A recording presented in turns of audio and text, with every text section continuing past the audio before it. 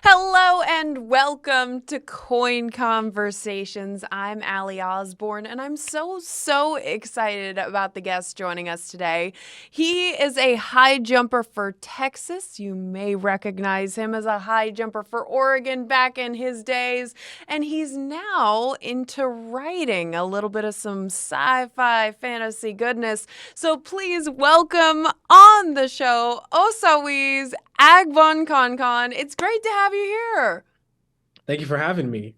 Osawese, I am so intrigued in your story. So, first off, for folks who are a little more unfamiliar with your time at Oregon, can you describe your time with the track and field program? I loved my time out in Oregon. It was amazing.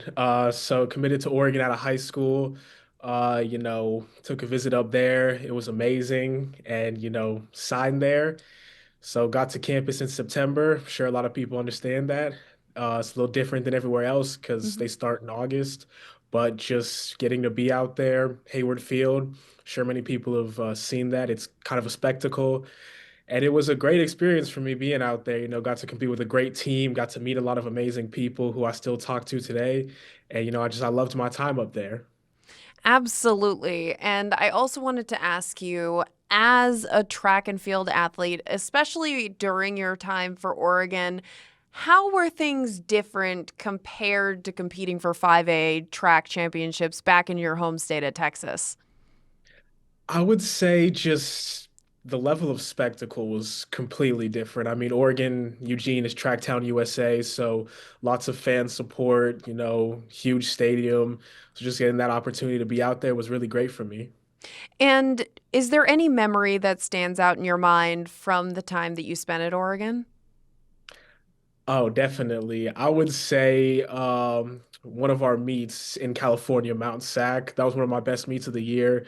Got to go down there with my team, and we were kind of going into the meet thinking, all right, this is the meet where we got to really do something.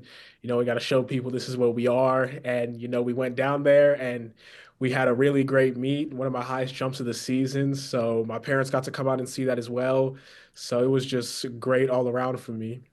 That is amazing. I also wanted to ask you a little bit more about the prep for high jump. Now, Texas, of course, we all know it's a mecca for high school going into college athletics. When did you first pick up the high jump? When did that first kind of call to you? I was actually quite late getting into high jump, Mhm. not till my junior year of high school. Ever since about eighth grade, coaches had seen my jumping ability and kept trying to get me to come out for track and field. I did a little bit in eighth grade, but nothing serious like that. Then freshman and sophomore year of high school, the high jump coach at my high school would come up to me at lunch every once in a while and say, "Hey, you trying to come in, do the high jump?" I would always tell him no. Then he would talk to the basketball coach because I was on the team at that point, and he would always come to me and be like, track coach just talked to me. He wants you to come out and do high jump. And I was like, I'm kind of good right now. And then, one time junior year, I'm walking to practice. He stops me in the hallway, says, you just want to come and try it out real quick. I said, why not? Came out and tried it, and here we are. Here we are, indeed, jumping for the Longhorns for sure. I also wanted to ask when it comes to field events, I come from a track family, and several of my relatives that did track had to do multiple events. Were you just straight high jump, or did you train in a couple others? I did do some of the sprints for a while. Okay. We did think about long and triple, but once my high school coaches figured that I'd be competitive at a state championship, they were very careful about what events they put me in. And, there was a lot of pushback against doing other things, and they had me sticking with high jump. For sure. And this transfer going from Oregon to Texas, what sparked that decision for you? Just wanted to be closer to home. I mean, I loved Oregon. It was amazing. Got an opportunity to go back out there for nationals last season. Looking forward to being out there again, but just wanted to be closer to home. But I still have all the love for Oregon. Makes sense. And we are here to not just talk about your sports career, we're also here to talk about your writing career. Now, when you were in Texas in high school, you started a project that carried through your Oregon years, now into your Texas years, and now you have it published. So, talk about writing a book while being a college athlete. Oh, definitely. I started in about 2018, so I think that was my freshman year of high school, I believe. It was October of 2018. Always going to remember that. And just, I'd always been a reader as a kid, lining up books during long weekends, saying I'm going to finish all of these. Always going to the library in my school, checking out as many books as I can. The library in my city, just checking out so many books, always reading. Usually I'd have a bag of books just walking out of the library. It'd be so heavy, but I was really excited to read all of them. And eventually it just kind of came to me that maybe I should start writing some of my stories down. And that's how it started.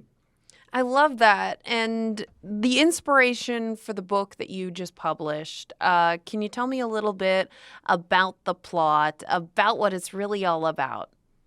So yeah, that was the book I started in 2018. I come from a background of, a lot of fiction, a lot of sci-fi, fantasy. Me and my best friend, we'd be out on my trampoline in my backyard, just, coming up with our own stories. And, that was one of the times where I said I should really start writing some of these down. So in about 2018, started writing Psychic Suit, and just my inspiration for that was definitely things like Marvel was a huge inspiration to me. I'm a big James Bond fan, so some of that espionage thriller stuff. As I got older as well, other books and TV shows like I know Altered Carbon is a big one for me. I talk about that a lot. That was huge for me, just I'd never really seen that on a screen before. So thinking these are the kind of things that I could put in my writing, that I could have real themes around this as well, was big for me. Yeah. And while you were writing, when did you find time to write while also being a college athlete? I just say it was, I had a lot of love for it, sometimes just jotting down ideas and then building on them later. Mhm. Sometimes I'd come home from a movie theater or I'd finish a book that I just read and I'd think, I need to start writing. I got my creative juices flowing. I got ideas in my head. I just have to get this down. And it's exciting to create your own world and it's very fun to do. And what part of the book were you writing when you were at Oregon? What part? I would say it was the tail end and the middle. It was a lot of heavy editing while at Oregon, just, adding a couple new things. I think some of my best scenes I wrote while I was in my dorm at Oregon, and just getting to experiment with that was really great for me. And Osawese, when it comes to being a college athlete, you are constantly around the people on your team, on your squad, in your position group. Did you have teammates at Oregon look over what you were writing? Did your teammates know that you were really interested in writing? So funny you asked that because a lot of people didn't know actually. So Mm. what happened was, I wrote it, of course, and then the first article about it ever came out, and I kind of just posted that on my Instagram while I was in class, turned my phone upside down, and said, "All right, everybody knows now." And so I was paying attention in class because I was just like, "Let's see where this goes." And I turn over my phone, I have dozens of messages from my texts. My Instagram is blowing up. Everyone is like, "Wait, he did this? This is crazy. When did this happen?" One of my best friends actually calls me and says, "I always knew that you wrote, but I didn't know that you actually did this." Oh, So that was wow. really fun for me, just getting to see all those messages and, everybody finding out at the exact same time that, oh, this is something he does. Why did you keep it a secret for so long? I think it was just I wanted to make sure that it was ready. Mm. And I guess it was also kind of just like, what would people think about, me writing sci-fi? I was like, would people find this weird? Would people find this, kind of cringe or different? But, the response has been really positive to me for me. And I mean, that's kind of one of the themes I talked about in the book, actually, this idea of people having to hide things about themselves because of how people might perceive them. Mm. So maybe I should have taken my own advice a bit earlier, but it was great to have that out there and for the response to be overwhelmingly positive. Putting your own thoughts and your own thought process on the pages, kind of like working through it before you've worked through in real life. That's kind of almost poetic, if you will. And I want to ask you a little bit more about the content of the book because you kind of led me into this next question, which is a lot of themes about mental health are addressed in your book. Can you talk about how you kind of referenced your mental health, your experience with mental health as a college athlete, blending that into a sci-fi setting? Definitely. I would say it was around 2020 that I really started to kind of become more aware of, these bigger themes, and that's when I wanted to put them in my writing. And I think mental health was just a big one for me because, it's such a real thing and lots of people go through it. And it's something that, I wanted to talk about. And of course, I handle it with a lot of respect because Mhm. it's something real people go through, but just, getting to talk about how, people shouldn't have to hide who they are, things they're going through, simply because of how they'd be looked at was a really big thing for me. And I've interviewed some authors in the past who have said that they base some of their characters off people in their real life. Has that happened with you and your book? Was there anybody that made it maybe somewhat into a character on the pages? I would say it was more of every character, or some of the characters at least, representing, different worldviews that I personally hold. So I Mm. think it was really interesting to get to put some of those on the page, this character, representing my ideas about mental health, this character representing my ideas about how power flows in our world, and just getting to, kind of put my different ways of thinking onto the page was a really interesting experience for me. And I also wanted to ask now that you are kind of out and proud as a writer, everybody knows the secret is out. What is kind of the next steps for you? What do you want to do next in your writing career? Next step is definitely book two. So I do have about 30% of that done. Oh, so this is a Uh, series. oh, definitely. I got tons Period. planned. And so I haven't touched book two in a while, and I say that like I didn't touch it last week, but so just getting to continue writing that, definitely hoping to get into film and television. Hmm. So actually have had some talks with some people about that. Oh, okay. Actually have a pretty big meeting next week, hoping to see where we can take it in film and television. Oh my gosh, exciting. I also wanted to ask you when it came to writing, how much time were you dedicating per week on the first edition of this book series? I would say it was easily a couple hours a week. Okay. Sometimes I just kind of take a Sunday and sit there from, 1 p.m. to 4 p.m. and just write the whole time, or, going over things, editing different scenes.